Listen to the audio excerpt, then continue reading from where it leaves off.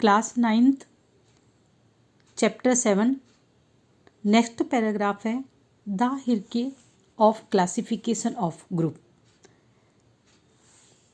अभी तक अपन ने क्लासिफिकेशन के बारे में पढ़ा था कि क्लासिफिकेशन क्यों किया जाता है और इसकी आवश्यकता क्यों है। अब क्लासिफिकेशन यानी वर्गीकरण, ग्रुप्स यानी समूह की, हिरके के मतलब होता है पदानुक्रमित संरचना। वर्गीकरण समूह की पदानुक्रमित संरचना यानी कि किन किन स्टेप से, किन किन स्तरों से, विभिन्न स्तरों से जीवों को उप समूह में, सब ग्रुप में वर्गीकृत किस तरीके से किया जाता है, इसके बारे में पढ़ेंगे। Biologist such as Ernst Haeckel, Robert Whittaker और Carl Woese 1977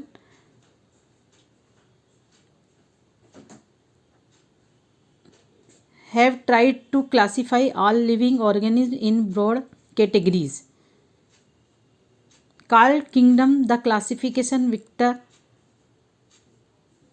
proposed have a 5 kingdom: Monera, Protista, Fungi, Plantae and Animalia, and is widely used. These groups are formed on the basis of their cell structure, mode and source of nutrition and body organization. The modification was introduced by the divide the Monera into Archaebacteria and Eubacteria is also in use. Further classification is done by naming of subgroup at various level as given in the following scheme: kingdom, phylum for animal, division for plants, class, order, family, genus और species। कि जो Ernst हैकल 1894 और Robert Whittaker 1959 और Carl Woese 1977 नामक जैव वैज्ञानिकों ने सारे सजीवों को जगत नामक बड़े वर्गों में विभाजित करने का प्रयास किया। जो विटकेकर द्वारा प्रस्तावित वर्गीकरण में 5 जगत हैं, 5 लेवल हैं, जिसमें मोनेरा, प्रोटिस्टा, फंजाई, प्लांटी और एनिमेलिया। ये समूह इनकी कोशिकीय संरचना, जो न्यूट्रिशन है, पोषण के स्रोत के तरीके और शारीरिक संरचना जो के आधार पर बनाए हैं। वॉस ने इसे अपने वर्गीकरण में मोनेरा जगत को आर्कीबैक्टीरिया और यूबैक्टीरिया में बांट दिया, जो प्रयोग में लाया जाता है। फिर पुनः विभिन्न स्तरों को जीव को उपसमूह में, सब ग्रुप में डिवाइड किया, जिसमें जैसे जगत किंगडम और फाइलम डिवीजन, पादप वर्ग, क्लास ऑर्डर यानी गण, फैमिली यानी कुल, और जीनस यानी वंश, और स्पीसीज यानी जाति। Thus by the separating organism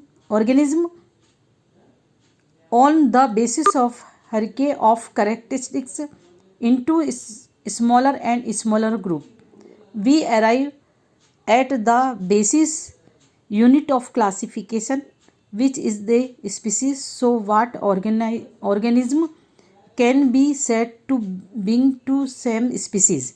Broadly, a species include all organisms that are smaller enough to breed and proliferate.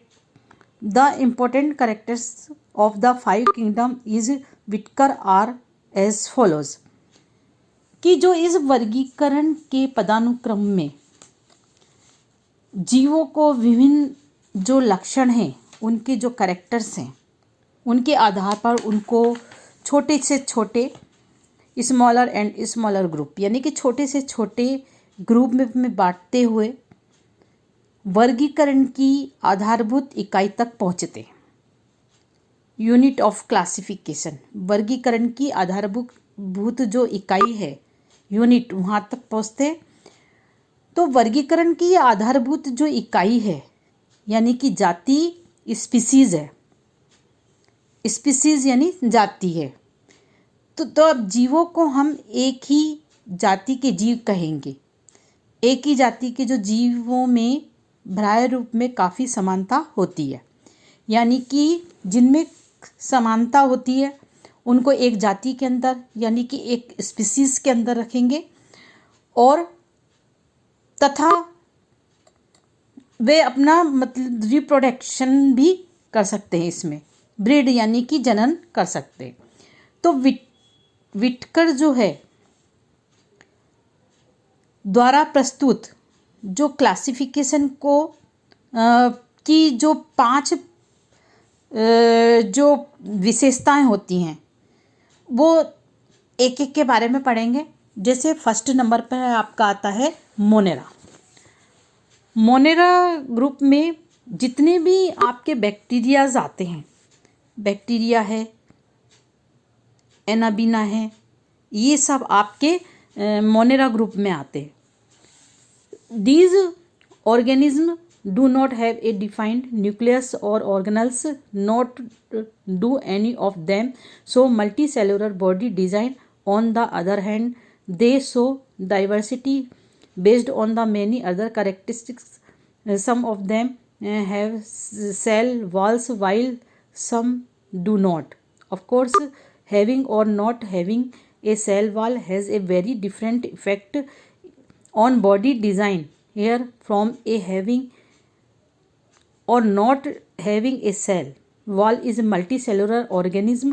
The mode of nutrition of organism in this group can be either by the synthesizing their own food, autotrophic, or getting it from the environment, heterotrophic. This group includes bacteria, blue-green algae, cyanobacteria and mycoplasma. Some example are shown in figure 7.1 कि जो Monera है, इन जीवों में ना तो संगठित केंद्रक यानी कि डिफाइंड केंद्रक न्यूक्लियस और कोशिकांग होते हैं। मतलब इसमें न तो संगठित केंद्रक होते हैं, न्यूक्लियस होता है, और न ही कोशिकांग यानी कि ऑर्गेनल्स होते हैं। ऑर्गेनल्स को मतलब वो कोशिकांग कहते हैं। और न ही इनका शरीर बहुकोशीय होता है, मल्टी सेलुलर नहीं होते ये भी। और इनमें पाई जाने वाली जो विविधता है, डाइवर्सिटी, अन्य लक्षणों पर निर्भर करती है। इसमें से कुछ में सेल वॉल यानी कोशिका भित्ति पाई जाती है तथा कुछ में नहीं। तो कोशिका भित्ति के यानी सेल वॉल के होने या न होने के कारण मोनेरा जो ग्रुप के जो जीव हैं उनकी संरचना में आए परिवर्तन तुलनात्मक रूप में जो मल्टी सेलुलर जीव की कोशिका भित्ति में होने या न होने के कारण आए परिवर्तनों से भिन्न होते हैं। यानी कि जो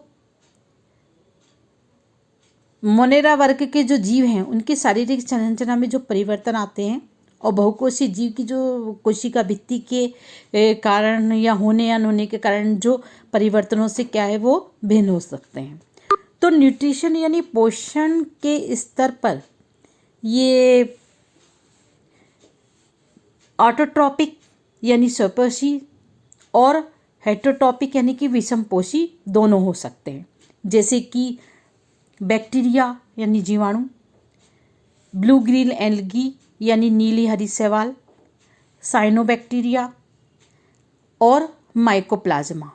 ये उदाहरण नीचे ये दिखाए गए हैं, ये मोनेरा ग्रुप के मेंबर हैं। उसके बाद आता है आपका protista. Protista, this group include many kind of unicellular eukaryotic organism. Some of these organism use appendages such as hair like cilia and wish like flagella for moving around. Their mode of nutrition can be autotrophic and heterotrophic. Example are unicellular algae, diatoms and protozoa. For examples कि जो protista है, protista में इनमें एक कोशीय eukaryotic जीव आते हैं और इस वर्ग में इन जीवों में जो गति करने के लिए यानी कि गमन करने के लिए सीलिया, फ्लैजिला आदि इसमें पाए जाते हैं। तो ये स्वयंपोषी यानी कि ऑटोट्रोपस और हेटेरोट्रोपस हो सकते हैं, विषमपोषी दोनों तरह के होते हैं। एक कोशीय जीव में जैसे कि शैवाल आ जाते हैं, डायटम्स आते हैं और प्रोटोजोआ आते हैं। जैसे कि ये एग्जाम्पल है, इसमें ये जो आपको इस तरीके से ये जो सीलिया ये है, सीलिया पाए जाते हैं इनमें, और फ्लैजिला होते, नमक ये संरचनाएं पाई जाती हैं। जैसे इसमें फ्लैजिला है, ये प्रोटोजोआ के मेंबर हैं ये सारे, और इसमें ये फ्लैजिला दिखाया हुआ है। इसकी सहायता से ये क्या करते हैं, गति करते हैं, मूव करते हैं। उसके बाद आता है फंजाई।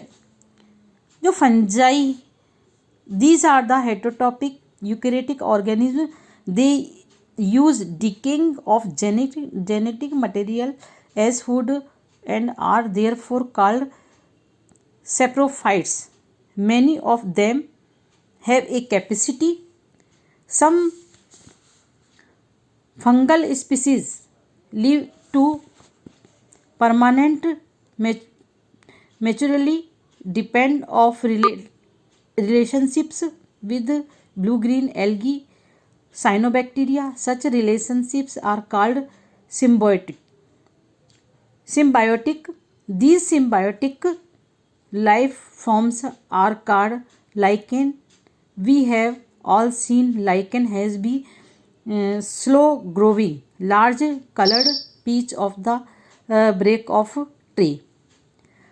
तो फंजाई का मतलब होता है कि ये विषमपोषी यूकेरियोटिक जीव है। हेटेरोट्रोपिक यानी विषमपोषी यूकेरियोटिक जीव है और ये पोषण के लिए सड़े गड़े जो कार्बनिक जो पदार्थ होते हैं पर निर्भर करते हैं। इनको क्या करते हैं, मतभोजी कहते हैं। और ये अपना इनमें से कई अपने जीवन की विशेष अवस्था में बहुकोशीय क्षमता प्राप्त करते हैं। तो फंजाई और जो कवक है उसमें काइटिन नाम का जटिल शर्करा की बनी होती है, सेल वॉल पाई जाती है, जैसे कि ईस्ट है और ये मशरूम है। इसमें काइटिन की जो है काइटिन की नामक जटिल शर्करा की बनी हुई कोशिका भित्ति सेल वॉल पाई जाती है। और इस तरीके से ये एस्परजिलम, पेनिसिलियम और एग्रिकस, जैसे तुमने देखा होगा कि सड़ी गली जो लकड़ियां हैं या फिर जो ब्रेड है उसमें एक जो एग्री का छत्रक जैसी ये मशरूम टाइप की उग जाती है। तो ये फंजाई का उदाहरण है। अब ये जो some fungal species live in permanent maturity depend relationship with the blue green algae.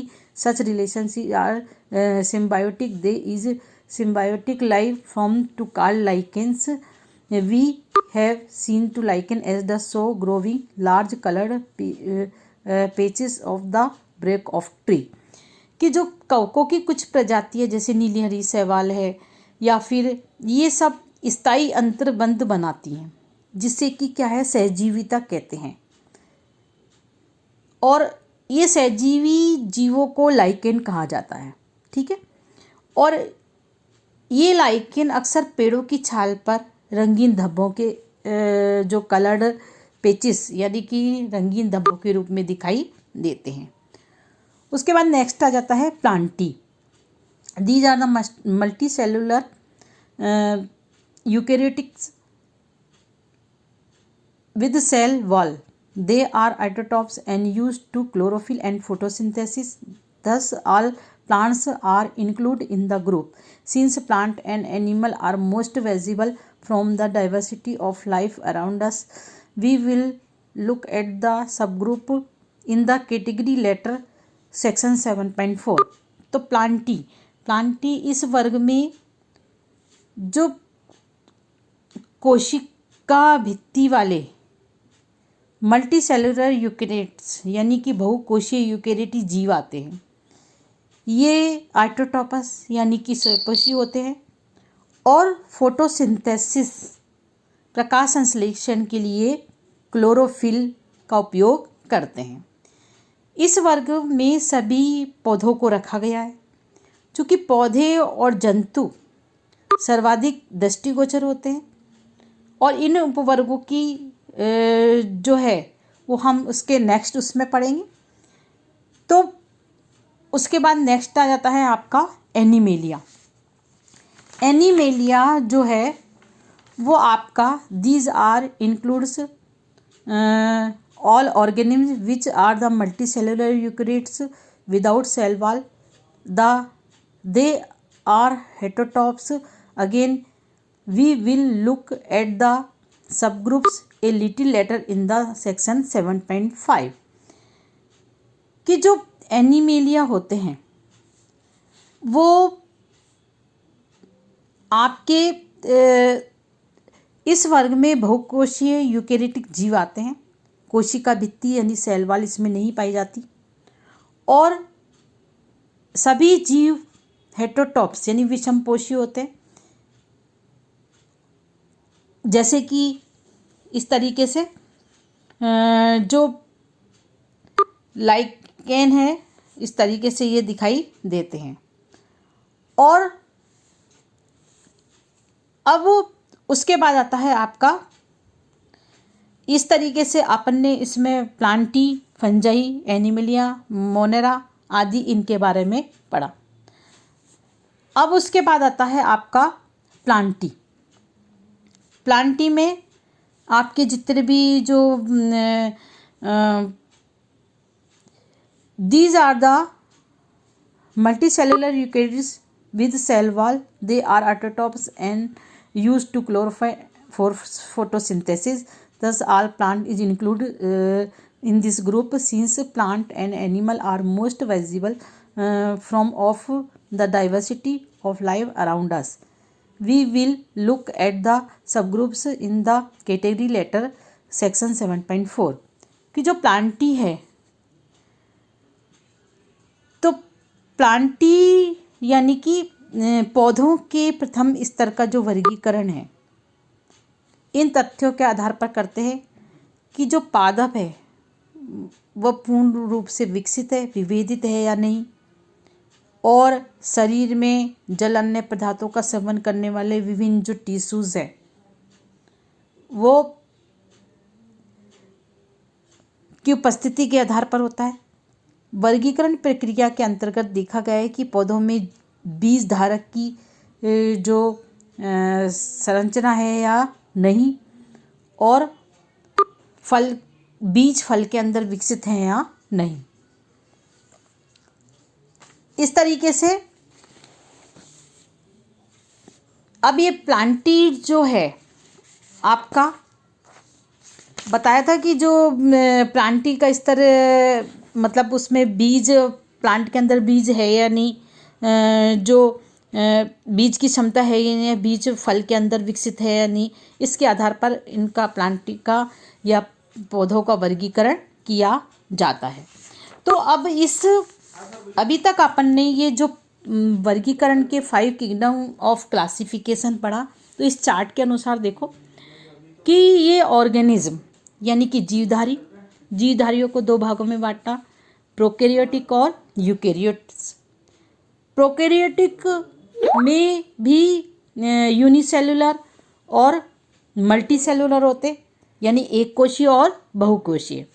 जो यूनिसेलुलर होते हैं यानी एक कोशीय होते हैं उनमें मोनेरा ग्रुप आ जाएंगे, और मल्टीसेलुलर जो यूकेरियोट में यूनिसेलुलर में प्रोटिस्टा और मल्टीसेलुलर में ये इस तरीके से ये आएंगे, जिसमें विदाउट सेल यानी कि कोशिका भित्ति रहित होते हैं वो एनिमेलिया आ जाएगा, और cell wall with cell wall जिनमें कोशिका भित्ति होती है और जो कि डू नॉट परफॉर्म फोटोसिंथेसिस, जो प्रकाश संश्लेषण नहीं करने वाले होते हैं वो फंजाई होते हैं, और जो फोटोसिंथेसिस करने वाले होते हैं वो प्लांटी होते हैं। तो इस तरीके से 5 किंगडम ऑफ क्लासिफिकेशन की जो जगत वर्गीकरण की 5 जो प्रमुख विशेषताएं हैं वो इस तरीके से बताई हुई हैं। तो अब नेक्स्ट अपन पढ़ेंगे प्लांटी। प्लांटी के बारे में अभी बताया था, उसको कई भागों में विभाजित किया जाता है, और इसके आधार पर कि जो इनमें वर्गीकरण का जो आधार है कि शरीर पादप शरीर में जल वाटर या अन्य पदार्थों का सेवन करने वाले जो टिश्यूज़ होते हैं उनकी उपस्थिति के आधार पर होता है। साथ में पौधों में बीज धारण की क्षमता है नहीं, उसके आधार पर बीज फल के अंदर विकसित है नहीं, इसके आधार पर उनका वर्गीकरण किया जाता है। तो सबसे पहले आ जाता है आपका Thallophyta. Plants that do not have a well differentiated body design fall in the group. The plants in the group of commonly called algae. कि जो पौधों की शारीरिक संरचना में विविधीकरण नहीं पाया जाता और इस वर्ग के पौधों को सामान्यतः क्या कहा जाता है? शैवाल कहा जाता है, एल्गी। और मुख्य रूप से ये कहाँ पाए जाते हैं? पानी के अंदर यानी जल के रूप में ये पाए जाते हैं। Plants are the predominantly aquatic example of the Spirogyra, Ulothrix और क्लेडोफोरा एंड कारा। कि जो यूलेथिक्स, स्पाइरोगारा, कारा ये दिखाए जाते हैं, ये पानी के अंदर पाए जाते हैं। इस तरह से ये यूलेथिरिक्स है। क्लेडोफोरा, अल्वा, स्पाइरोगारा किस तरीके से स्ट्रक्चर रहती है? सेल वाल है, क्लोरोप्लास्ट है, और नियोनॉइड्स है, न्यूक्लियस है, साइटोप्लाज्म है, और ये एक सीडी के रिबिन की तरह से ये दिखाई देता है। और उसके बाद ये कारा है। तो ये थैलोफाइटा जो है वो इस तरह थैलोफाइटा के मेंबर के ये जितने भी है सदस्य हैं, मेंबर हैं ये। उसके बाद आ जाता है आपका ब्रायोफाइटा। ब्रायोफाइटा जो है, ब्रायोफाइटा में आपके these are called amphibians of the plant kingdom. The plant body is commonly differentiated from stem and leaf-like structure. However, there is no specialized tissue for the conduction of water and other substance from one part of the plant body to another. Example for Mars funaria and Mars mercantia. तो ये जो bryophyta में इस वर्ग के पौधों को पादप वर्ग का क्या कहा जाता है? उभयचर कहा जाता है, एम्फीबियंस जिसको बोलते हैं कहा जाता है, क्योंकि यह पादप, तना और पत्ते जैसी संरचना में विभाजित किया जाता है इसको, और दूसरे भाग तक जल तथा दूसरी चीज़ों के सेवन के लिए उसमें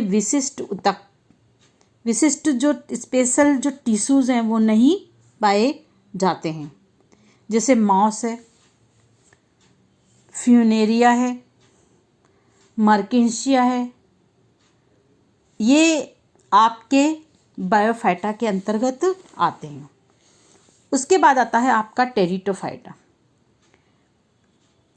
इन this group the plant body is differentiated into root, stem and level as to specialized tissues for the condensation of water and other substance from one part to plant body to another.